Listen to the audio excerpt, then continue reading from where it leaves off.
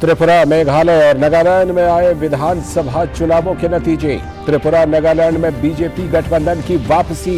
मेघालय में त्रिशंकु विधानसभा, लेकिन सत्तारूढ़ एनपीपी सबसे आगे। पीएम मोदी ने कहा, यह प्रगति और स्थिरता के लिए वोट। डबल इंजन की सरकार प्रदेश के विकास पथ को बढ़ावा देना रखेगी जारी। बीजेपी ने बताया पीएम मोदी की नीतियों की जीत।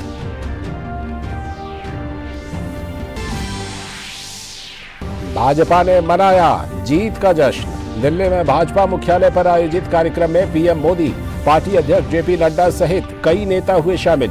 पीएम ने कहा, आज के नतीजे ने कांग्रेस की छोटे राज्यों को महत्वहीन समझने की सोच को दिखाया आईना। चुनावी नतीजों पर कांग्रेस की प्रतिक्रिया, जनादेश और पूर्वोत्तर की जनता का अपमान।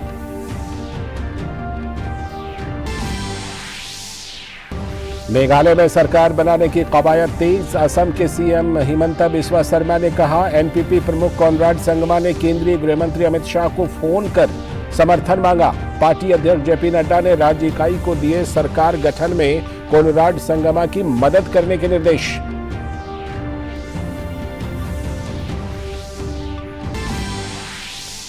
इटली की प्रधानमंत्री जॉर्जिया मेलोनी की पीएम मोदी के साथ द्विपक्षीय मुलाकात। दोनों देशों में कई अहम मुद्दों पर चर्चा। भारत इटली साझेदारी को सामरिक भागीदारी का दर्जा देने, स्टार्टअप ब्रिज की स्थापना और आर्थिक संबंधों की मजबूती का फैसला।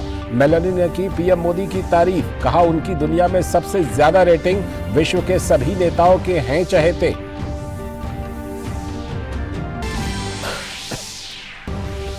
दिल्ली में हुई G20 विदेश मंत्रियों की बैठक में पीएम मोदी ने दिया संदेश, कहा G20 अध्यक्षता ग्लोबल साउथ को आवाज देने की कोशिश। चुनौतियों से निपटने के लिए G20 की ओर देख रहा है विश्व।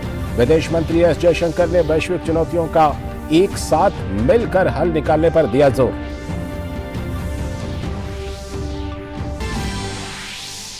G20 विदेश मंत्रियों की बैठक के बाद बोले विदेश मंत्री एस जयशंकर, कहा अधिकांश मुद्दों पर एक राय। यूक्रेन संघर्ष बना रहा मतभेद का कारण। बैठक से अलग एस जयशंकर ने की चीन और अमेरिका के विदेश मंत्रियों से मुलाकात। कहा, चीन से वार्ता का मुख्य मुद्दा दोनों देशों के बीच मौजूदा स्थिति।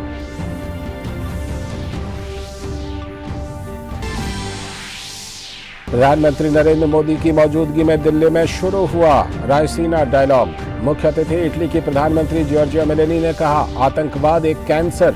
वैश्विक चुनौतियों से निपटने में भारत को बताया अहम प्लेयर।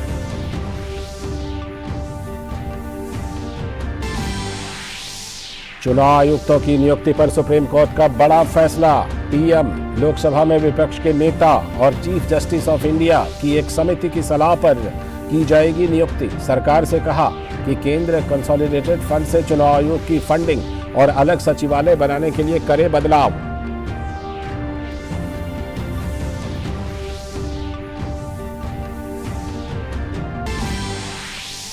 अडानी हिंडनबर्ग मामले में सुप्रीम कोर्ट ने 6 सदस्यों की विशेषज्ञ समिति का किया गठन। सर्वोच्च न्यायालय के सेवानिवृत्त जज अभय मनोहर सप्रे करेंगे जांच की अध्यक्षता। जस्टिस जेपी देवदत्त, केवी कामत और नंदन नीलेकनी जैसे दिग्गज भी हैं सदस्य। रोमांचक मोड़ पर पहुंचा इंदौर टेस्ट। दूसरे दिन का खेल खत्म होने पर भारत ने ऑस्ट्रेलिया के सामने जीत के लिए रखा 76 रन का लक्ष्य। दूसरी पारी में टीम इंडिया 163 रन पर ही ढेर।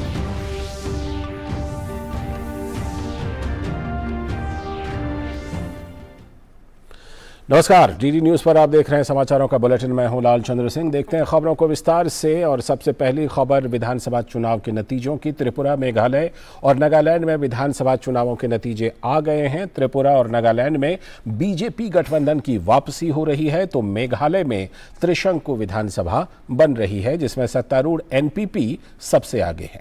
मेघालय में नतीजों के बाद सरकार गठन की कवायद तेज हो गई है।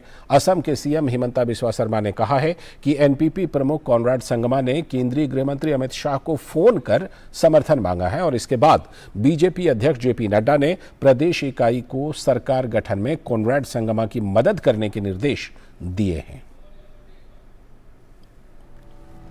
पूर्वोत्तर के 3 राज्य त्रिपुरा, मेघालय और नागालैंड के चुनावी नतीजों की तस्वीर काफी हद तक साफ हो चुकी है। 2 राज्य त्रिपुरा और नागालैंड में बीजेपी गठबंधन की सरकार बनने का रास्ता साफ हो गया है, जबकि मेघालय में त्रिशंकु विधानसभा बन रही है। सबसे पहले त्रिपुरा की बात करें तो राज्य में बीजेपी पूर्ण बहुमत के साथ सत्ता में वापसी करने जा रही है। निर्वाचन आयोग के नतीजों के मुताबिक राज्य की 60 सदस्यीय विधानसभा में बीजेपी गठबंधन को अपने दम पर बहुमत मिल रहा है। कांग्रेस और लेफ्ट गठबंधन काफी पीछे छूटता दिख रहा है, जबकि पहली बार चुनाव लड़ रही टिपरा मोथा पार्टी ने अच्छी सफलता हासिल की है। नतीजों से साफ है कि जनता ने धुर विरोधी रहे लेफ्ट कांग्रेस गठबंधन को नकार दिया है। मुख्यमंत्री माणिक साहा ने भी टाउन बोर्डोवली सीट से जीत हासिल कर ली है। अगरतला में चुनाव नतीजों के बाद भाजपा कार्यालय पर जश्न मनाया गया। त्रिपुरा के मुख्यमंत्री माणिक साहा ने चुनाव परिणामों का श्रेय प्रधानमंत्री नरेंद्र मोदी और केंद्र व राज्य के डबल इंजन के विकास मॉडल को दिया और कहा कि उनकी सरकार और विकास करेगी। যে কোনো ডেভেলপমেন্টে ত্রিপুরাতে সেটা স্বাস্থ্যেরই হোক, এগ্রিকালচারেই হোক, স্পোর্টসেই হোক, সব বিষয়ে উনি কিন্তু নজর রেখেছেন এবং যখন ভ্যাকসিনেশন থেকে শুরু করে প্রাইম মিনিস্টার আবাস যোজনা থেকে আরম্ভ করে আয়ুষ্মান ভারত থেকে শুরু করে এই জিত যে এবার হাসিল হয়েছে একমাত্র এই ক্রেডিট মোদিজির জন্য যায় এবং আমি ওনাকে হার্দিক অভিনন্দন শুভেচ্ছা জানাচ্ছি এবং আমি ওনাকে ধন্যবাদ জানাচ্ছি। 2 दशक तक वाम दलों का गढ़ रहे त्रिपुरा में भाजपा ने 2018 में शानदार जीत दर्ज की थी और उसने इस किले को वाम दलों से छीन लिया था। बात नागालैंड की करें तो राज्य विधानसभा चुनाव में एनडीपीपी और बीजेपी गठबंधन को पूर्ण बहुमत मिला है, जिसके बाद बीजेपी अपनी सहयोगी नेशनलिस्ट डेमोक्रेटिक प्रोग्रेसिव पार्टी के साथ फिर से सरकार बनाएगी। दोनों दलों ने चुनाव पूर्व गठबंधन किया था। भाजपा ने नतीजों को डबल इंजन सरकार की जीत बताया है। नागालैंड में हम दोनों एनडीपीपी और भाजपा की जो एक कोलिशन है वो पूर्ण बहुमत के साथ, एक ऐतिहासिक बहुमत के साथ यहाँ पर लौटे हैं सरकार में। और हम मानते हैं ये क्योंकि प्रधानमंत्री मोदी जी की सरकार ने जो पूर्वोत्तर की तरफ जो काम किए हैं, 51 बार स्वयं मोदी जी जो है पूर्वोत्तर आए हैं, 400 बार से ज़्यादा हमारे मंत्री आए हैं। ये जो एक्ट ईस्ट पॉलिसी है जिसमें विकास विकास विकास, शांति और विकास के एजेंडा पे जो हमने यहाँ काम किया है, उसी का आशीर्वाद के चलते नागालैंड में भी त्रिपुरा में भी बहुत अच्छी एक हमारी जीत हुई है। वहीं मेघालय में त्रिशंकु विधानसभा बन रही है। सत्तारूढ़ एनपीपी सबसे बड़ी पार्टी के रूप में उभरी है। माना जा रहा है कि यहाँ भी एनपीपी बीजेपी के साथ गठबंधन कर सरकार बना सकती है। नतीजों के बाद एनपीपी प्रमुख कोनराड संगमा के निवास पर जश्न मनाया गया। हालांकि पार्टी अभी कुछ बोलने से बच रही है। पब्लिक हमारे साथ है, तो पब्लिक ने काफी हमें सपोर्ट किया है, तो मैं पब्लिक को धन्यवाद कहना चाहता हूँ। ये सब पब्लिक की वजह से हुआ है। अलायंस किसके साथ करेंगे अभी देखते हैं। त्रिपुरा, नागालैंड और मेघालय चुनाव के परिणामों पर केंद्रीय कानून मंत्री किरेन रिजिजू ने कहा कि पूर्वोत्तर में बीजेपी को लोगों का विश्वास प्राप्त हो रहा है। नॉर्थ ईस्ट में जिस तरीके से जीत प्राप्त कर रहे हैं, जनता का समर्थन प्राप्त कर रहे हैं, उसका सिंपल रीजन है मोदी जी ने जितना काम किया लोगों तक पहुंच रहे हैं, लोगों का विश्वास प्राप्त कर रहे हैं हम। त्रिपुरा के नतीजे इसलिए महत्वपूर्ण हैं क्योंकि पारंपरिक प्रतिद्वंदियों कांग्रेस और वाम दलों ने राज्य की 60 सदस्यीय विधानसभा के चुनाव में बीजेपी को चुनौती देने के लिए पहली बार हाथ मिलाया था, लेकिन सफलता नहीं मिली। वहीं नागालैंड में कांग्रेस के लिए ये नतीजे बड़ा झटका है क्योंकि उसका एक बार फिर सफाया हो गया है। मौजूदा विधानसभा में उसका कोई सदस्य नहीं है। उधर नतीजों को बीजेपी केंद्र की नीतियों की जीत बता रही है। रमा, नीरज और उर्मिलेश के साथ ब्यूरो रिपोर्ट, डीडी न्यूज। और पूर्वोत्तर के 3 राज्यों त्रिपुरा, नागालैंड और मेघालय में सारे चुनाव परिणाम आ गए हैं। आइए डालते हैं एक नज़र कि त्रिपुरा में भारतीय जनता पार्टी 32 सीटें जीत चुकी है। 60 सीटों की विधानसभा है, तो भारतीय जनता पार्टी 32 सीटें जीत चुकी है। वहीं टिपरा मोथा पार्टी 13 सीटों पर उन्होंने जीत हासिल की है। भारतीय कम्युनिस्ट पार्टी मार्क्सवादी यानी कि सीपीएम 11 सीटों पर, भारतीय राष्ट्रीय कांग्रेस 3 सीटों पर, indigenous peoples front of Tripura 1 seat पर जीती है। तो ये त्रिपुरा के नतीजे थे। और अब नज़र डालते हैं नागालैंड के नतीजे पर। Nationalist democratic progressive party NDPP 25 सीटों पर जीत चुकी है, तो वहीं भारतीय जनता पार्टी को 12 सीटों पर जीत दर्ज मिली है। राष्ट्रवादी कांग्रेस पार्टी 7 सीटों पर, नेशनल पीपल्स पार्टी 5 सीटों पर, निर्दलीय 4, लोक जनशक्ति पार्टी रामविलास 2 सीटों पर, नगा पीपल्स फ्रंट 2 सीटों पर, Republican party of India Athawale 2 सीटों पर, जनता दल यूनाइटेड 1 सीट पर। और अब बात मेघालय की, जहां नेशनल पीपल्स पार्टी 26 सीटों पर जीत दर्ज की है। वहीं यूनाइटेड डेमोक्रेटिक पार्टी ने 11 सीटों पर जीत दर्ज की है। भारतीय राष्ट्रीय कांग्रेस को 5 सीटें, अखिल भारतीय तृणमूल कांग्रेस टीएमसी को 5 seat, voice of the peoples party 4 seat, Bharatiya Janata party BJP 2 सीटों पर, hill state peoples democratic party 2 सीटों पर, निर्दलीय 2 सीटों पर और पीपल्स डेमोक्रेटिक फ्रंट ने 2 सीटों पर जीत दर्ज की है। और त्रिपुरा, नागालैंड और मेघालय विधानसभा चुनाव के नतीजे आने के बाद प्रधानमंत्री नरेंद्र मोदी दिल्ली में बीजेपी के मुख्यालय पहुंचे, जहां उनका भव्य स्वागत हुआ। त्रिपुरा, मेघालय और नागालैंड में विधानसभा चुनावों के नतीजे आ गए हैं। त्रिपुरा, नागालैंड में बीजेपी गठबंधन की वापसी हो रही है, तो मेघालय में त्रिशंकु विधानसभा बन रही है, जिसमें सत्तारूढ़ एनपीपी सबसे आगे है। मेघालय में नतीजों के बाद सरकार गठन की कवायद तेज हो गई है। पीएम मोदी ने पूर्वोत्तर के तीनों राज्यों मेघालय, नागालैंड और त्रिपुरा में हुए चुनाव और उनमें बीजेपी को मिली भारी जीत पर पूर्वोत्तर के लोगों का दिल से आभार व्यक्त किया और कार्यकर्ताओं को बधाई दी। और पीएम मोदी ने पूर्वोत्तर में बीजेपी को मिली भारी जीत पर कहा कि ये मेघालय, नागालैंड और त्रिपुरा की जनता को नमन करने का अवसर है। उत्तर पूर्व की जनता ने बीजेपी और उसके सहयोगियों पर भरोसा जताया है।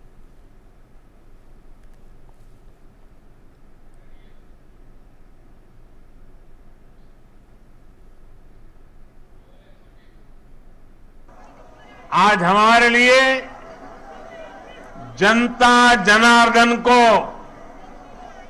विनम्रता से नमन करने का एक और अवसर आया है। मैं त्रिपुरा, मेघालय और नागालैंड की जनता का सर झुकाकर वंदन करता हूं, उन सबका आभार व्यक्त करता हूं। इन राज्यों की जनता ने बीजेपी और हमारे साथी सहयोगियों को भरपूर आशीर्वाद दिया है। मैं आज त्रिपुरा, नागालैंड और मेघालय के बीजेपी कार्यकर्ताओं को भी बहुत बधाई देता हूं। साथ ही पीएम मोदी ने कहा कि यह पूर्वोत्तर के शांति, समृद्धि और विकास का समय है। अब नॉर्थ ईस्ट की दिल्ली से दूरी कम हो गई है। ये सिर्फ दिलों की दूरी समाप्त होने का ही नहीं, बल्कि ये नई सोच का प्रतिबिंब है। अब नॉर्थ ईस्ट न दिल्ली से दूर है और न ही दिल से दूर है। ये युग परिवर्तन का समय है। ये नया इतिहास रचे जाने का समय है। मैं नॉर्थ ईस्ट की शांति, समृद्धि और विकास का ये समय देख रहा हूं। और पीएम मोदी ने कहा कि पूर्वोत्तर में चुनावी नतीजे भारत में लोकतांत्रिक व्यवस्थाओं के प्रति आस्था दिखाते हैं। आज के नतीजे आप सभी भाजपा कार्यकर्ताओं की मेहनत का परिणाम है। साथियों, आज के चुनाव और इन चुनाव परिणामों में देश के लिए, दुनिया के लिए बहुत सारे संदेश हैं। आज के नतीजे ये दिखाते हैं कि भारत में लोकतंत्र और लोकतांत्रिक व्यवस्थाओं पर कितनी आस्था है, एक मजबूत आशावाद है। लोकतंत्र की राह पर चलते हुए हर शंका आशंका का समाधान हो सकता है, बदलाव लाया जा सकता है। और साथ ही पीएम मोदी ने कहा कि कांग्रेस और लेफ्ट एक राज्य में दोस्ती करते हैं और दूसरे राज्य में एक दूसरे के खिलाफ रहते हैं। पीएम मोदी ने हुंकार भरते हुए कहा कि केरल में भी बीजेपी गठबंधन की सरकार बनेगी। केरला की जनता भी ये देख रही है कि कैसे लेफ्ट और कांग्रेस दूसरे राज्यों में गठबंधन करते हैं और केरला में एक दूसरे के खिलाफ होने का ढोंग रचाते हैं। सच्चाई यही है कि दोनों मिले हुए हैं, दोनों मिलकर केरला को लूट रहे हैं। इसलिए मुझे विश्वास है कि आने वाले वर्षों में भी जैसे नागालैंड में हुआ है, जैसे मेघालय में हुआ है, जैसे गोवा में होता रहा है, केरला में भी भाजपा गठबंधन की सरकार बनेगी। और पीएम मोदी ने कहा कि कांग्रेस ने हमेशा दलितों और आदिवासियों को बहकाने का प्रयास किया है, लेकिन गुजरात, गोवा और पूर्वोत्तर के चुनाव ने इनके झूठ की पोल खोल दी है। आज देश का आदिवासी समाज ही नहीं, दलित और पिछड़े भी भाजपा के साथ है। अभी हमने गुजरात चुनाव में भी देखा है कि कैसे आदिवासी पट्टे में भाजपा को जबरदस्त जीत मिली है। साथियों, हमारे यहां बरसों तक माइनॉरिटीज को भी बीजेपी का डर दिखाया गया, देश विदेश में प्रोपेगेंडा चलाया गया, लेकिन अपप्रचार की झूठ की पोल गोवा के लोग खोलते रहे हैं। अब नॉर्थ ईस्ट के लोग भी इस झूठ की पोल खोलने में जुट गए हैं। और पीएम मोदी ने कहा कि छोटे राज्यों के तिरस्कार के चलते कांग्रेस बहुत बड़ी गलती कर रही है। कांग्रेस की इसी मानसिकता ने देश को बहुत नुकसान पहुंचाया है। कांग्रेस ने छोटों के प्रति अपनी नफरत को फिर से जग जाहिर कर दिया। कांग्रेस कह रही है और अध्यक्ष उनके कह रहे हैं कि ये तो छोटे राज्य हैं, इनके नतीजे उतना मायने नहीं रखते। जब दिल में ही भारत को जोड़ने की भावना ना हो तो ऐसे बोल निकलते ही है। ये इन राज्यों के लोगों का अपमान है, जनमत का अपमान है। छोटे राज्यों को इस तरह तिरस्कार की भावना से देखकर कांग्रेस बहुत बड़ी गलती कर रही है। इसी सोच की वजह से कांग्रेस ने हमेशा देश के गरीब को छोटा समझा, देश के दलित, पिछड़ों, आदिवासियों को छोटा समझा। कांग्रेस ने हमेशा संख्या बल को, वोट बैंक को देखते हुए राजनीति की है। यही मानसिकता है जिसने आजादी के बाद देश का बहुत बड़ा नुकसान किया है। और अब रुख करते हैं दूसरी बड़ी खबर का। भारत और इटली ने अपने संबंधों को नई ऊंचाइयों पर ले जाने का फैसला किया है। भारत दौरे पर पहुंची इटली की प्रधानमंत्री जॉर्जिया मेलोनी ने पीएम मोदी के साथ द्विपक्षीय मुलाकात की। इस दौरान दोनों देशों में कई अहम मुद्दों पर चर्चा हुई। दोनों नेता भारत इटली साझेदारी को सामरिक भागीदारी का दर्जा देने पर सहमत हुए, तो स्टार्टअप ब्रिज की स्थापना और आर्थिक संबंधों की मजबूती का भी फैसला हुआ। इटली की प्रधानमंत्री मेलोनी ने पीएम मोदी की तारीफ की और कहा कि उनकी दुनिया में सबसे ज्यादा रेटिंग है और वो विश्व के सभी नेताओं के चहेते हैं। अपने द्विपक्षीय संबंधों की 75वीं वर्षगांठ मना रहे भारत और इटली के प्रधानमंत्रियों की ये मुलाकात बहुत अहम है। प्रधानमंत्री नरेंद्र मोदी और इटली के प्रधानमंत्री जॉर्जिया मेलोनी की यह अहम बैठक दिल्ली स्थित हैदराबाद हाउस में हुई। दोनों प्रधानमंत्रियों के बीच हुई वार्ता में द्विपक्षीय सहयोग को मजबूत करने, आर्थिक सहयोग बढ़ाने और चुनौतियों का मिलकर सामना करने पर सहमति बनी। बैठक के बाद जारी संयुक्त वक्तव्य में पीएम मोदी ने बताया कि दोनों देशों ने अपने संबंधों को रणनीतिक साझेदारी के स्तर पर ले जाने का फैसला किया है। रक्षा संबंधों को मजबूत करने और आतंक से लड़ाई में सहयोग बढ़ाने पर भी सहमति बनी। भारत में डिफेंस मैन्युफैक्चरिंग सेक्टर में को प्रोडक्शन एंड को डेवलपमेंट के अवसर बन रहे हैं, जो दोनों देशों के लिए लाभदायक हो सकते हैं। हमने दोनों देशों की सेनाओं के बीच नियमित रूप से जॉइंट एक्सरसाइज और ट्रेनिंग कोर्सेज आयोजित करने का भी निर्णय लिया।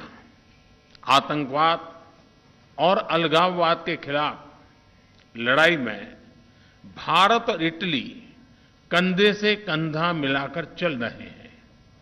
हमने इस सहयोग को और मजबूत करने पर विस्तार पूर्वक चर्चा की। पीएम मोदी ने हिंद प्रशांत में सहयोग बढ़ाने पर जोर देते हुए इस बात पर खुशी जताई कि इटली ने हिंद प्रशांत महासागर पहल में शामिल होने का निर्णय लिया है।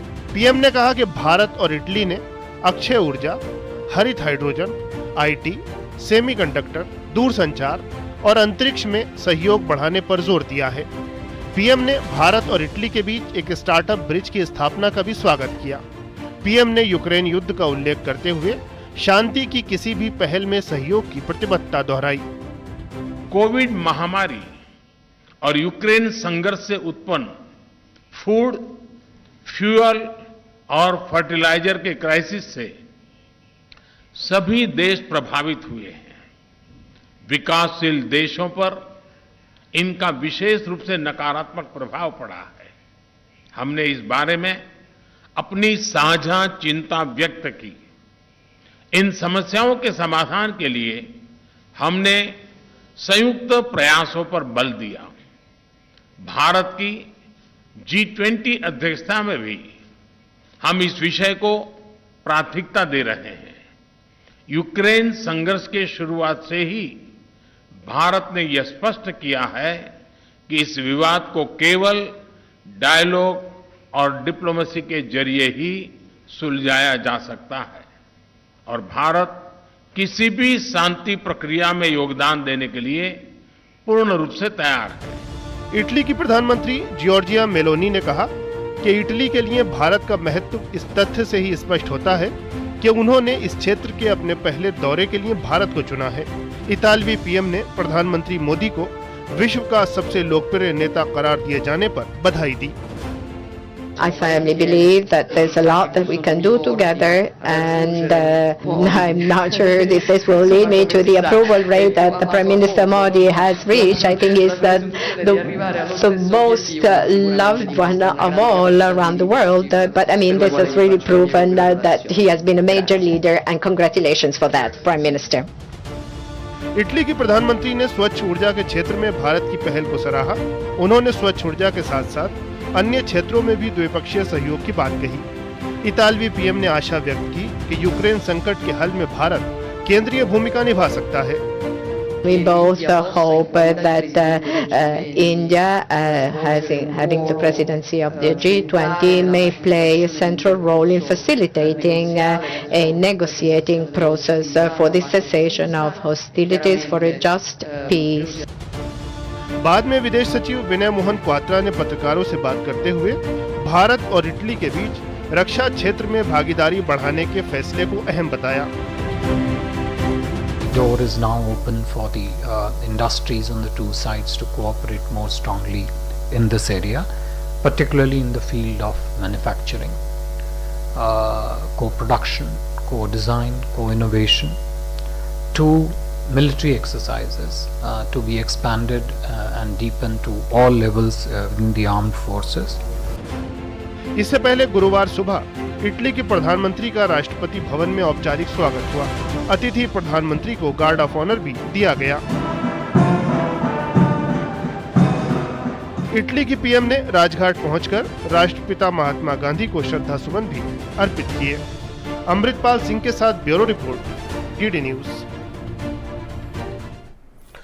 और अब रुख करते हैं एक और बड़ी खबर का। प्याज की गिरती कीमतों पर लगाम लगाने के लिए नेफेड ने महाराष्ट्र के नासिक जिले में 13 केंद्रों पर किसानों से लाल प्याज की सीधी खरीद की शुरुआत कर दी है। केंद्र सरकार ने 22 फरवरी को सरकारी एजेंसी नेफेड को किसानों से सीधे प्याज खरीदने के निर्देश दिए थे। अब तक 1327 मीट्रिक टन से भी अधिक प्याज की खरीद हो चुकी है। इन केंद्रों से प्याज को महाराष्ट्र से बाहर खपत वाली मंडियों में भेजा जा रहा है। देखते हैं हमारे संवाददाता ओपी यादव की ये रिपोर्ट। देश में प्याज की कीमतों में आई गिरावट को नियंत्रित कर किसानों को उनके उत्पाद का वाजिब दाम दिलाने के साथ उपभोक्ताओं को उचित दर पर प्याज की आपूर्ति सुनिश्चित कराने के लिए केंद्र सरकार ने नेफेड को प्याज की खरीद सुनिश्चित करने के निर्देश दिए हैं। इसी क्रम में नेफेड द्वारा महाराष्ट्र के नासिक जिले में किसानों से लाल प्याज की सीधी खरीद की जा रही है। इसके लिए 13 जगहों पर केंद्र बनाकर 9 रुपए प्रति किलो के हिसाब से प्याज की खरीद की जा रही है। नेफेड के अध्यक्ष डॉक्टर विजेंद्र सिंह ने डीडी न्यूज के साथ खास बातचीत में कहा कि 22 फरवरी को केंद्र सरकार द्वारा प्याज की खरीद के लिए निर्देश दिए गए और त्वरित कार्यवाही करते हुए 24 फरवरी से नेफेड ने खरीद शुरू कर दी। अभी तक 1327 मीट्रिक टन से भी अधिक प्याज की खरीद की जा चुकी है। सरकार सतर्क है कि प्याज का बहुत बड़ा इफेक्ट है। अब 1327 मीट्रिक टन अभी तक नेफेड ने वहाँ 9 रुपये केजी के दर से प्याज खरीदा है और उसको दिल्ली और जिन जिन शहरों में आवश्यकता है वहाँ भेजना शुरू कर दिया है, ताकि वहाँ किसान की मदद हो रही है और बड़े शहरों में उपभोक्ता की मदद हो रही है। डॉक्टर विजेंद्र सिंह ने कहा कि दिल्ली में उपभोक्ताओं को उचित दर पर प्याज की आपूर्ति सुनिश्चित हो, इसके लिए बाजार की मांग को देखते हुए नेफेड द्वारा किसानों से सीधी प्याज को खरीदकर रोजाना 8 से 10 गाड़ियां दिल्ली की मंडियों में भिजवाई जा रही हैं। दिल्ली एक सबसे बड़ा शहर है और यहाँ as compare to Bombay, Madras, Bangalore, यहाँ प्याज की कंपैरेटिवली खपत ज़्यादा है। तो दिल्ली में कभी 8 गाड़ियां आ गई, कभी 5 आ गई, कभी 15 आ गई, वो वेरी करता है। सिस्टम जैसे वहां से मिलता है वैसे ही भेजते रहते हैं। नेफेड द्वारा प्याज की खरीद से किसानों में खुशी का माहौल है। यशस्वी प्रधानमंत्री नरेंद्र मोदी जी ने किसानों को चिंता को दूर करने के लिए नेफेड के माध्यम से प्याज खरीदा। इसके लिए मैं भारत सरकार का बहुत बहुत धन्यवाद ज्ञापित करना चाहूंगा कि इस प्रकार आपने किसान की चिंता की।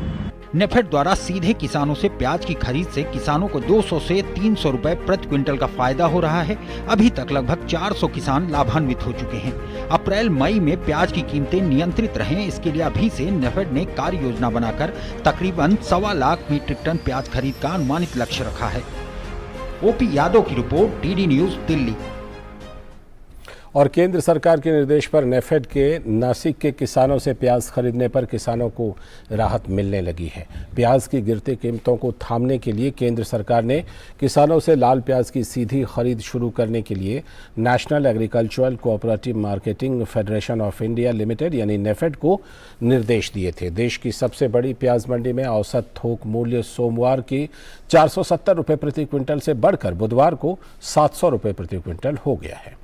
लासलगांव में आने वाले प्याज की मात्रा सोमवार को लगभग 24,000 क्विंटल से घटकर बुधवार को 14,000 क्विंटल हो गई, क्योंकि कई किसानों ने अपनी उपज को नेफेड में भेजना शुरू कर दिया है, क्योंकि महासंघ 900 रुपये प्रति क्विंटल की पेशकश कर रहा है। केंद्रीय वाणिज्य एवं उद्योग मंत्रालय के निर्देश पर नेफेड ने शनिवार से खरीफ प्याज की खरीद के लिए 5 केंद्र स्थापित किए। इन केंद्रों से प्याज को महाराष्ट्र से बाहर खपत वाली मंडियों में भेजा जा रहा है, ताकि गिरती कीमतों में स्थिरता लाई जा सके। प्याज की कीमतें 400-500 रुपए तक गिरी थी।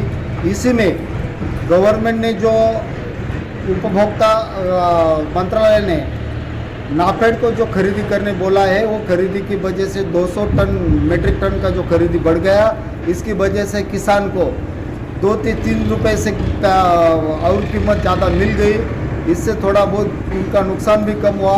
हम किसान और उनकी खरीदी की और उनका जो MSP की दर से खरीद करने की हम मांग रखते हैं और ऐसा ही नाफेड का काम अच्छा ही चलना चाहिए।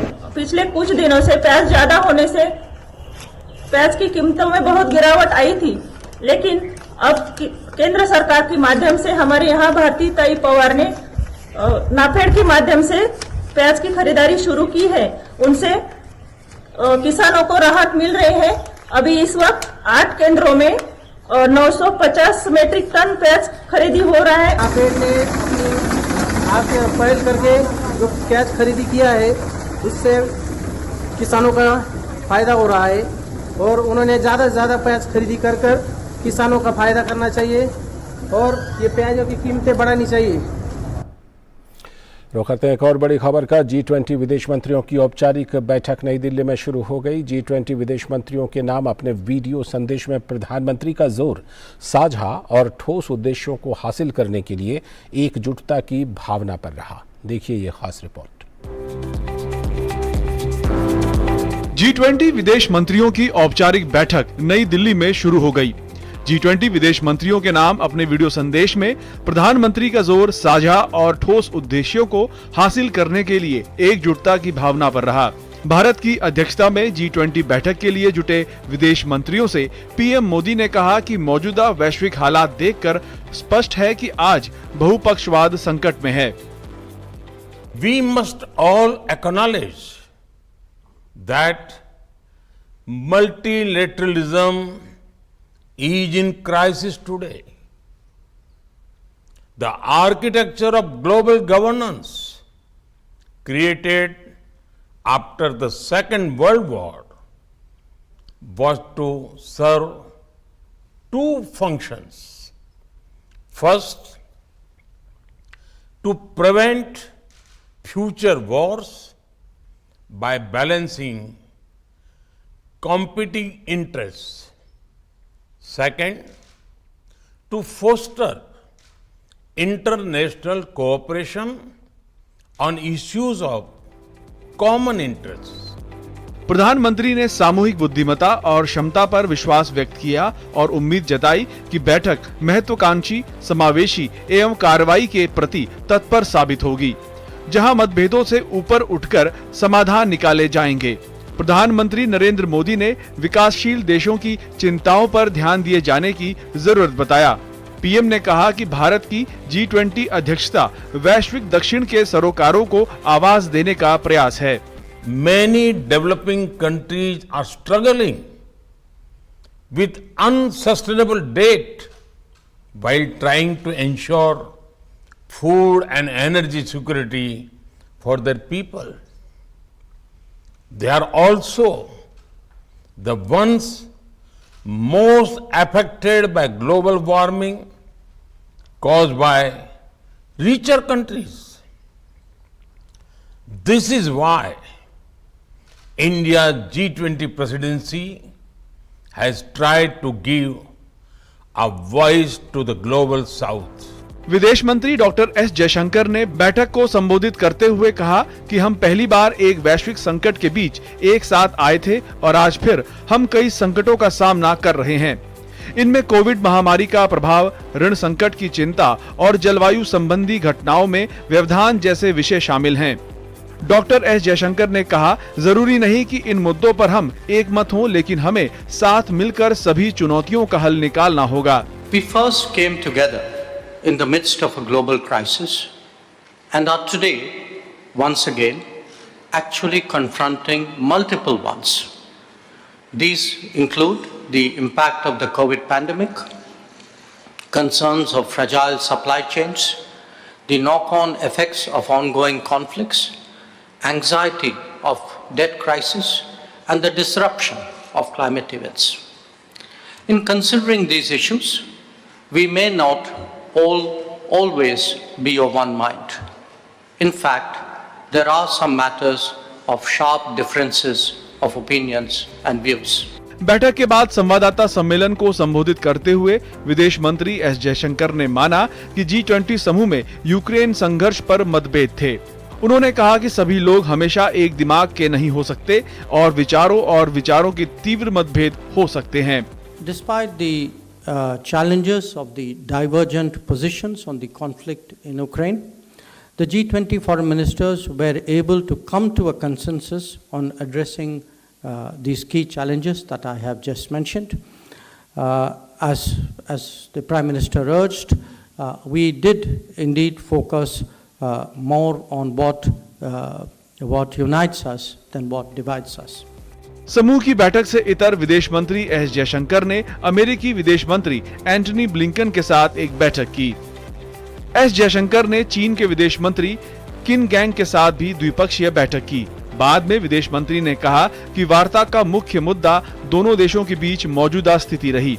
उन्होंने कहा कि भारत और चीन के बीच मौजूदा संबंधों को मैं असामान्य कहता हूं, क्योंकि हमारे संबंधों में समस्याएं हैं जिन पर ध्यान देने की जरूरत है और इसी पर हमारी चर्चा हुई। ब्यूरो इनपुट के साथ अमृतपाल सिंह की रिपोर्ट, डीडी न्यूज। और गुरुग्राम में 1 से लेकर 3 मार्च तक G20 की पहली भ्रष्टाचार विरोधी कार्य समूह की भी बैठक चल रही है, जिसमें भ्रष्टाचार और आर्थिक अपराधों के खिलाफ कार्रवाई और चोरी की संपत्ति की वसूली के लिए अंतर्राष्ट्रीय सहयोग को मजबूत करने पर चर्चा हो रही है। वहीं उधर रांची में विज्ञान और प्रौद्योगिकी मंत्रालय के तहत सतत ऊर्जा के लिए सामग्री विषय पर 2 दिवसीय G20 बैठक शुरू हुई। बैठक में ग्लोबल वार्मिंग को कम करने, वर्ष 2070 तक शून्य कार्बन उत्सर्जन शुद्ध की प्रतिबद्धता, खाद्य और स्वास्थ्य सुरक्षा के लिए G20 देशों के शोधकर्ताओं और वैज्ञानिकों के साथ मिलकर काम करने के लक्ष्य पर जोर दिया गया। गुरुग्राम 1 से 3 मार्च तक G20 की पहली भ्रष्टाचार विरोधी कार्य समूह की बैठक की मेजबानी कर रहा है। भारत की अध्यक्षता में हो रही इस बैठक का उद्देश्य भ्रष्टाचार और आर्थिक अपराधों के खिलाफ कार्रवाई और चोरी की संपत्ति की वसूली के लिए अंतर्राष्ट्रीय सहयोग को मजबूत करना है। भारत की अध्यक्षता में G20 के सदस्य राष्ट्र भविष्य की कार्रवाई के क्षेत्रों पर विचार विमर्श कर रहे हैं कि कैसे भगोड़े आर्थिक अपराधियों का पता लगाया जाए, उनका तेजी से प्रत्यर्पित विदेशों में स्थित उनकी संपत्तियों को देश के कानून की पहुंच के भीतर लाना, अपराधियों का पलायन और उन्हें प्रक्रियाओं के दायरे में लाना शामिल है।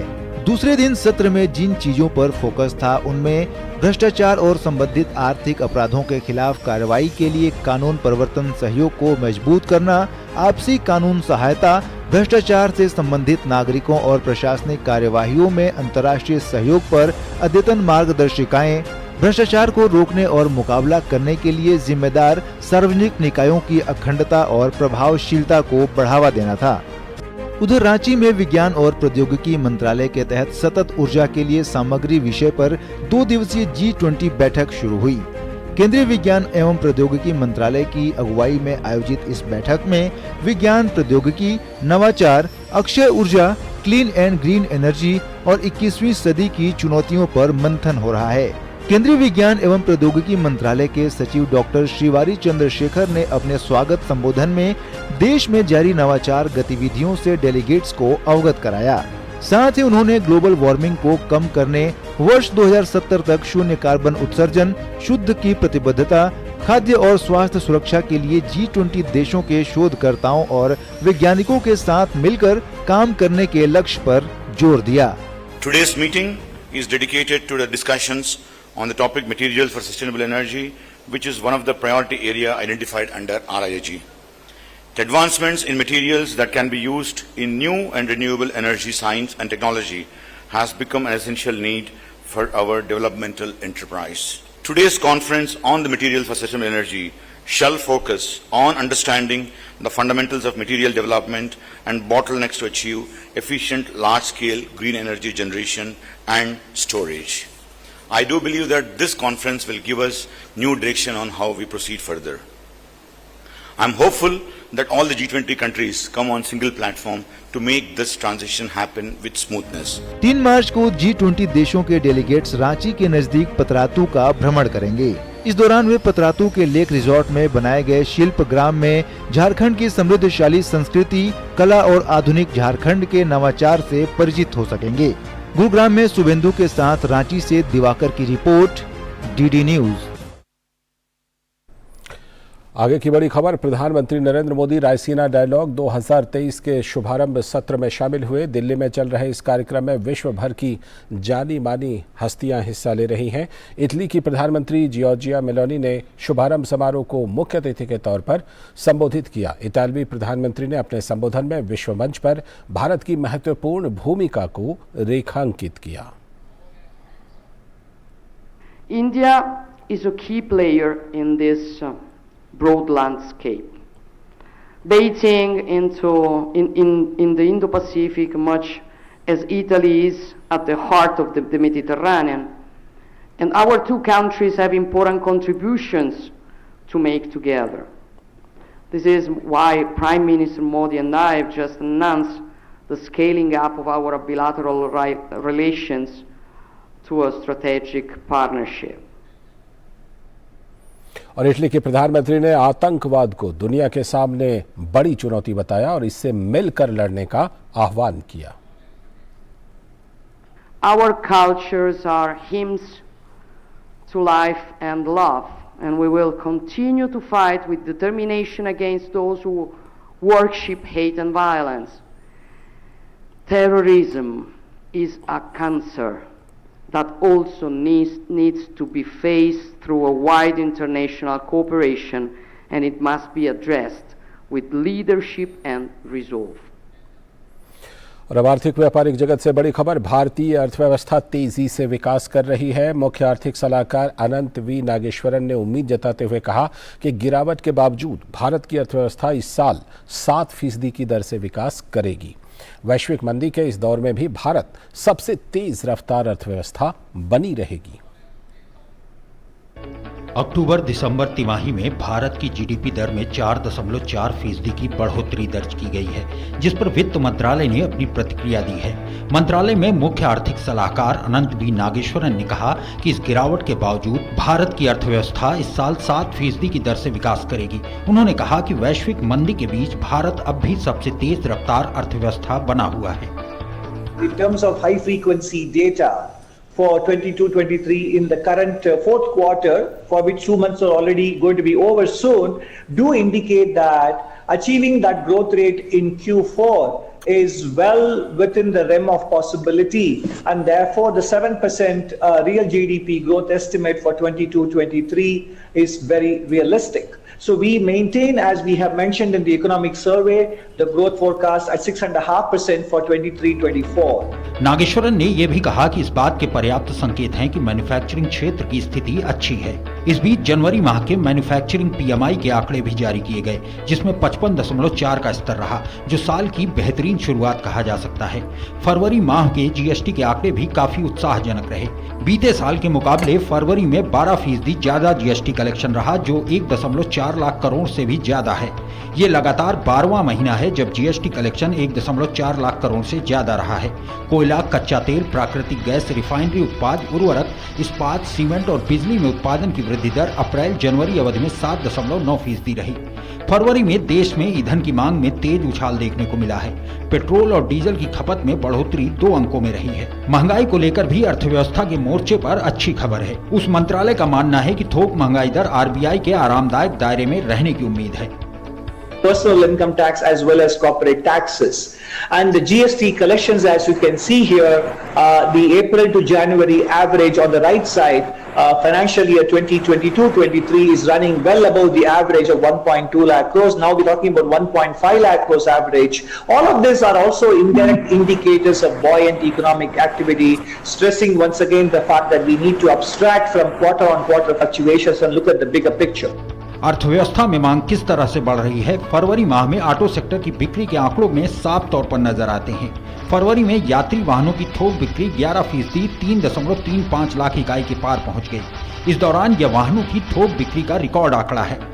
मारुति सुजुकी इंडिया की घरेलू बाजार में थोक बिक्री 11% बढ़कर 1,55,114 इकाई पहुंच गई। हुंडई की थोक बिक्री 9% बढ़कर 57,851 इकाई पहुंच गई है। टाटा मोटर्स के वाहनों की कुल थोक बिक्री 3% बढ़कर 79,705 इकाई पहुंच गई। कंपनी ने घरेलू बाजार में 78,006 वाहन बेचे हैं। वहीं इस दौरान टोयोटा किर्लोस्कर की थोक बिक्री 75% बढ़कर 15,383 पर पहुंच गई है। महिंद्रा एंड महिंद्रा की बिक्री 8% बढ़कर 58,801 पर पहुंच गई है। किया इंडिया की थोक बिक्री में भी जबरदस्त उछाल आया है। हैवी वाहन निर्माता अशोक लीलैंड ने भी अपनी थोक बिक्री में इजाफा किया है। कंपनी की थोक बिक्री में 32% का उछाल आया है। इस बीच सरकार ने वर्ष 2021-22 के आर्थिक विकास दर को संशोधित करते हुए 8.7% से 9.1% कर दिया है। वित्त मंत्रालय में आर्थिक सलाहकार नागेश्वरन का कहना है कि गांव और शहरों में लगातार सुधरती मांग की वजह से उम्मीद की जा सकती है कि आर्थिक विकास दर आने वाले दिनों में और भी मजबूत रहेगी। Ajay Mishra, DD news, Delhi. अगली खबर, केंद्रीय मंत्रिमंडल ने भारतीय वायुसेना के लिए 6,828 करोड़ रुपए की लागत से हिंदुस्तान एरोनॉटिक्स लिमिटेड से 70 HTT-40 बेसिक ट्रेनर विमान की खरीद को मंजूरी दे दी। विमानों की आपूर्ति 6 वर्ष की अवधि में की जाएगी। इसके साथ ही केंद्रीय मंत्रिमंडल ने स्वदेशी रूप से डिजाइन, विकसित और निर्मित खरीद श्रेणी के अंतर्गत 3,108 करोड़ रुपए की 3 कैडेट प्रशिक्षण जहाजों के अधिग्रहण के लिए लार्सन एंड टूब्रो लिमिटेड के साथ एक अनुबंध पर हस्ताक्षर करने की मंजूरी दे दी है। मंगलवार को केंद्रीय मंत्रिमंडल ने भारतीय वायुसेना के लिए 6,828 करोड़ रुपए की लागत से हिंदुस्तान एरोनॉटिक्स लिमिटेड से 70 HTT-40 बेसिक ट्रेनर विमान की खरीद को मंजूरी दी। विमान की आपूर्ति 6 वर्ष की अवधि में की जाएगी। HTT-40 एक टर्बो प्रॉप विमान है और इसमें कम गति से निपटने के गुणों और बेहतर प्रशिक्षण प्रभावशीलता प्रदान करने के लिए डिजाइन किया गया है। पूरी तरह से एरोबैटिक 2 सीट वाली टर्बो ट्रेनर में वातानुकूलित कॉकपिट, आधुनिक avionics, hot refuelling, running change over और 0-0 इजेक्शन सीट है। विमान नए शामिल पायलटों के प्रशिक्षण के लिए भारतीय वायुसेना के बुनियादी ट्रेनर विमान की कमी को पूरा करेगा। खरीद में सिमुलेटर सहित संबद्ध उपकरण और प्रशिक्षण सहायक शामिल होंगे। एक स्वदेशी विमान होने के नाते विमान को भारतीय सशस्त्र बलों की भविष्य की आवश्यकताओं को शामिल करने के लिए अपग्रेड किया जा सकता है। HTT-40 में लगभग 56% स्वदेशी सामग्री है, जो प्रमुख पुर्जों और उप प्रणालियों के स्वदेशीकरण के माध्यम से 60% से अधिक तक बढ़ जाती है। HAL अपनी आपूर्ति श्रृंखला में MSME सहित भारतीय निजी उद्योग को शामिल करेगा। इस खरीद से लगभग 1500 कर्मियों को प्रत्यक्ष रोजगार और 100 से अधिक MSME में फैले 3000 लोगों को अप्रत्यक्ष रोजगार मिलने की संभावना है। इसके साथ ही केंद्रीय मंत्रिमंडल ने स्वदेशी रूप से डिजाइन, विकसित और निर्मित खरीद श्रेणी के अंतर्गत 3,108 करोड़ रुपए की 3 कैडेट प्रशिक्षण जहाजों के अधिग्रहण के लिए लार्सन एंड टूब्रो लिमिटेड के साथ एक अनुबंध पर हस्ताक्षर करने की मंजूरी दे दी है। इन जहाजों की डिलीवरी 2026 से शुरू होनी प्रस्तावित है। ऑफिसर कैडेट्स, जिसमें महिला कैडेट भी शामिल हैं, उनके बुनियादी प्रशिक्षण के बाद ये जहाज समुद्र में उन्हें ट्रेनिंग देने के काम आएंगे, ताकि भारतीय नौसेना की भविष्य की आवश्यकताओं को पूरा किया जा सके। राजनयिक संबंधों को मजबूत करने के उद्देश्य से ये पोत मित्र देशों के कैडेटों को प्रशिक्षण भी देंगे। इन जहाजों को लोगों के बचाव कार्यों और मानवीय सहायता एवं आपदा राहत के लिए भी तैनात किया जा सकता है। इन जहाजों को चेन्नई के कट्टुपल्ली में L&T के शिपयार्ड में स्वदेशी रूप से डिजाइन, विकसित और निर्मित किया जाएगा। ये परियोजना 4.5 साल की अवधि में 22.5 लाख मानव दिवस का रोजगार सृजन करेगी। ये MSME सहित भारतीय जहाज निर्माण और संबद्ध उद्योगों की सक्रिय भागीदारी को प्रोत्साहित करेगी। Sudhir Yadav, DD news, Delhi. आगे की खबरों में, भारतीय सिविल लेखा सेवा यानी ICAS के 47वें स्थापना दिवस पर डॉक्टर अंबेडकर अंतर्राष्ट्रीय केंद्र नई दिल्ली में सिविल लेखा दिवस मनाया गया। कार्यक्रम में केंद्रीय वित्त राज्य मंत्री पंकज चौधरी मुख्य अतिथि के तौर पर शामिल हुए और दीप प्रज्वलन कर कार्यक्रम की शुरुआत की। भारतीय सिविल लेखा सेवा की स्थापना को चिन्हित करने के लिए यह मनाया जाता है। केंद्र सरकार के लेखा संरक्षण को ऑडिट से अलग किए जाने के बाद 1976 में भारतीय सिविल लेखा सेवा की शुरुआत हुई थी।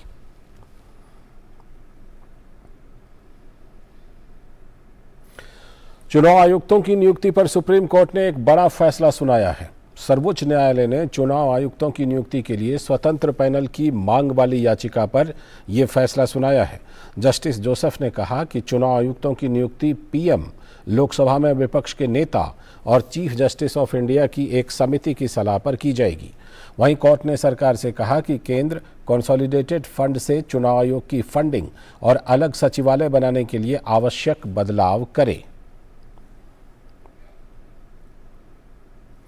और अडानी हिंडनबर्ग रिपोर्ट मामले पर जांच के लिए सुप्रीम कोर्ट ने एक कमेटी गठित करने का आदेश दिया है।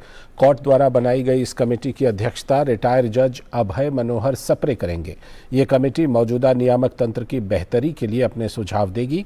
इस कमेटी में justice JP Devdatt, OP Bhatt, KV Kamath, Someshekhar Sundaresan और नंदन नीलेकणी शामिल होंगे। कमेटी 2 महीनों में अपनी रिपोर्ट सुप्रीम कोर्ट को सौंपेगी। सुप्रीम कोर्ट ने कहा कि इस कमेटी के अधिकार के दायरे के बारे में सेबी ने अपने सुझाव दिए हैं।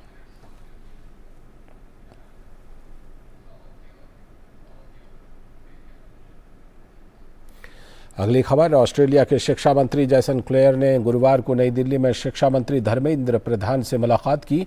इस दौरान दोनों शिक्षा मंत्रियों के बीच शिक्षा, कौशल विकास और परस्पर हित के अन्य क्षेत्रों में संबंधों को मजबूत बनाने पर चर्चा हुई। साथ ही भारत और ऑस्ट्रेलिया के छात्रों की डिग्री को दोनों देशों में मान्यता देने से संबंधित एक समझौते पर भी दोनों देशों के बीच सहमति बनी। इसके अलावा दोनों देशों के विश्वविद्यालयों के बीच 12 MOU पर भी हस्ताक्षर किए गए। शिक्षा मंत्री धर्मेंद्र प्रधान ने बताया कि भारत में कृषि क्षेत्र में रिसर्च के लिए ऑस्ट्रेलिया ने अगले 1.5 साल के दौरान करीब $18 लाख की राशि देने की घोषणा की है। In the area of agriculture, they will spend more than $1.82 million by next 1.5 year. By mid of the 2024, they will specifically will develop new curriculum, new courses. मैं जैसे आपको उदाहरण दूं, भारत में एग्रीकल्चर इंफ्रास्ट्रक्चर में भारत सरकार बहुत महत्व देती है। नैनो यूरिया आ गया, ड्रोन आ गया एग्रीकल्चर में, ऐसे अनेक सारा चीज, शीतल भंडार की, रेफ्रिजरेशन की एक नया वैल्यू चेन इमर्ज कर रहा है। ये सारे इलाका में ऑस्ट्रेलिया के साथ मिलके हम काम करेंगे। 2023 राष्ट्रीय युवा संसद महोत्सव के चौथे संस्करण के समापन समारोह संसद भवन के केंद्रीय कक्ष में किया गया। इस समारोह में लोकसभा के अध्यक्ष ओम बिरला और केंद्रीय युवा कार्यक्रम एवं खेल मंत्री अनुराग सिंह ठाकुर शामिल थे। इस महोत्सव में देश भर के सभी राज्यों से युवा प्रतिभागियों ने हिस्सा लिया और एक बेहतर भविष्य के लिए विचार, विश्व के लिए भारत विषय पर संवाद हुआ। राष्ट्रीय युवा संसद महोत्सव 2023 के चौथे संस्करण में कई राज्यों और केंद्र शासित प्रदेशों के 85 प्रतिभागियों ने हिस्सा लिया। इस महोत्सव के समापन समारोह के अवसर पर लोकसभा अध्यक्ष ओम बिरला शामिल हुए और पहले 3 पुरस्कार विजेताओं को सम्मानित भी किया। इस अवसर पर बोलते हुए लोकसभा अध्यक्ष ने कहा कि लोकतंत्र की प्रक्रिया में युवाओं की भागीदारी, चर्चा और संवाद, सकारात्मक विचार और सकारात्मक आलोचना ही लोकतंत्र की ताकत है। भारत के लोकतंत्र के अंदर चर्चा, संवाद, सुवर्चित विचार, सकारात्मक विचार और लोकतंत्र के मंत्र सकारात्मक आलोचना, यह हमारे लोकतंत्र की ताकत है। और इसीलिए जब हम युवा संसद अलग अलग नौजवानों में करते हैं तो इस विचार से करते हैं कि वो भारत की लोकतंत्र की प्रक्रिया में सक्रिय भागीदारी बने, वह संविधान को जाने। केंद्रीय युवा कार्यक्रम और खेल मामलों के मंत्री अनुराग सिंह ठाकुर ने राष्ट्रीय युवा संसद महोत्सव के अवसर पर बोलते हुए कहा कि आज योजनाओं में सुधार से देश आत्मनिर्भर बन रहा है और देश की अर्थव्यवस्था तेजी से आगे बढ़ रही है। उन्होंने कहा कि इसमें युवाओं की भागीदारी सराहनीय है। 2014 से पहले भारत की छवि फ्रेजाइल 5 इकोनॉमीज की थी। From fragile 5 we have become first 5 among the first 5 economies. आज पॉलिसी रिफॉर्म्स के माध्यम से हम आत्मनिर्भर भारत बनाने की बात करते हैं और उसको आगे बढ़ाने का काम करते हैं। और जो भारत की अर्थव्यवस्था है आज दुनिया की सबसे तेजी से बढ़ने वाली अर्थव्यवस्था बनी है। आज से 7-8 साल पहले भारत का नाम कहीं नहीं आता था। केवल एक पॉलिसी में बदलाव करके प्रधानमंत्री जी ने युवाओं का हाथ पकड़ा, आगे बढ़ाने का काम किया और युवाओं ने अपनी ताकत को दिखाया है। मात्र 8 वर्षों में भारत को आज दुनिया के पहले 3 स्टार्टअप नेशन में लाकर हमारे युवाओं ने खड़ा कर दिया है। मेरे साथियों, जिला युवा संसद में प्रथम और द्वितीय स्थान पाने वाले प्रतिभागियों ने 3 फरवरी से 7 फरवरी 2023 के दौरान राज्य युवा संसद महोत्सव में भाग लिया। जिला और राज्य स्तर पर आयोजित युवा संसद के दौरान प्रतिभागियों ने दिए गए विषयों पर अपने विचार रखे थे। अनुज यादव, डीडी न्यूज, दिल्ली। और अब देखते हैं कुछ और खास खबरें फटाफट अंदाज में। रक्षा मंत्री और भाजपा नेता राजनाथ सिंह ने कर्नाटक के बेलगावी में पार्टी की विजय संकल्प यात्रा का उद्घाटन किया। इस मौके पर सीएम बसवराज बोम्मई, केंद्रीय मंत्री प्रहलाद जोशी और राज्य भाजपा अध्यक्ष नलिन कुमार कटील भी मौजूद थे। रक्षा मंत्री ने कहा कि मैं मानता हूं कि कर्नाटक की धरती सदैव वीरता और शौर्य की साक्षी रही है। ये विजय संकल्प यात्रा है और आप सब संकल्प लीजिए कि एक बार फिर से 2/3 बहुमत से बीजेपी की सरकार बनाएंगे और नए कर्नाटक का निर्माण करेंगे। जम्मू कश्मीर में राष्ट्रीय जांच एजेंसी ने अल उमर मुजाहिदीन के संस्थापक और मुख्य कमांडर मुश्ताक जरगर की श्रीनगर स्थित संपत्ति कुर्क की है। यह कार्रवाई एनआईए की एक टीम ने जिला प्रशासन और स्थानीय पुलिस के साथ मिलकर की। मुश्ताक जरगर को केंद्र सरकार ने यूएपीए की 4थी अनुसूची के तहत आतंकवादी घोषित किया था। मुश्ताक जरगर पहले जम्मू कश्मीर लिबरेशन फ्रंट से जुड़ा था और जम्मू कश्मीर में कई आतंकी हमलों के लिए जिम्मेदार था। अतीक अहमद की याचिका पर सुप्रीम कोर्ट 17 मार्च को सुनवाई करेगा। गुरुवार को अतीक अहमद के वकील ने जन सुनवाई की मांग की, जिसके बाद कोर्ट ने 17 मार्च को मामले की सुनवाई का आश्वासन दिया है। अतीक अहमद ने एससी में याचिका दायर कर मांग की थी कि उसे अहमदाबाद की जेल से रिमांड पर यूपी में न लाने दिया जाए। अगर उमेश पाल मर्डर केस में उससे पूछताछ करनी है तो वो अहमदाबाद में ही हो। ट्रांजिट रिमांड भी दी जाए तो पैरामिलिट्री फोर्सेज की सुरक्षा रहे। और अब खबर खेल के मैदान से। इंदौर में खेले जा रहे तीसरे टेस्ट के दूसरे दिन ऑस्ट्रेलिया ने अपनी पकड़ बना ली है। दूसरे दिन का खेल खत्म होने के समय भारत ने ऑस्ट्रेलिया के सामने जीत के लिए 76 रन का लक्ष्य रखा है। दूसरी पारी में भारतीय टीम 163 रन पर ही पैविलियन लौट गई। दूसरी पारी में भी भारत की शुरुआत खराब ही रही। दोनों सलामी बल्लेबाज सस्ते में पैविलियन लौट गए। शुभमन गिल ने 5 और रोहित शर्मा ने 12 रन बनाए तो विराट कोहली भी 13 रन ही बना सके। चेतेश्वर पुजारा और श्रेयस अय्यर के बीच 5वें विकेट के लिए 35 रन की साझेदारी हुई। श्रेयस अय्यर 26 रन बनाकर आउट हुए। पुजारा एक छोर संभाल कर खेलते रहे और अपना अर्धशतक भी पूरा किया। हालांकि दूसरे छोर पर विकेट गिरते रहे। पुजारा ने ही सबसे अधिक 59 रन बनाए। ऑस्ट्रेलिया के लिए नेथन लियोन ने 8 विकेट लिए। और इससे पहले ऑस्ट्रेलिया की पहली पारी 197 रन पर सिमट गई और ऑस्ट्रेलिया ने पहली पारी के आधार पर 88 रन की बढ़त हासिल की। आज ऑस्ट्रेलियाई टीम ने कल के स्कोर 4 विकेट पर 156 रन से आगे खेलना शुरू किया और पीटर हैंडस्कॉम्ब और कैमरन ग्रीन को पारी को संभालते हुए 40 रन जोड़े, लेकिन अश्विन ने इस साझेदारी को तोड़कर भारत को आज की पहली सफलता दिलाई। भारत की ओर से रविंद्र जडेजा ने 4 विकेट लिए, जबकि अश्विन और उमेश को 3-3 विकेट मिले। और इसी के साथ इस बुलेटिन में इतना ही, लेकिन डीडी न्यूज़ पर खबरों और कार्यक्रमों का सिलसिला लगातार जारी है। नमस्कार।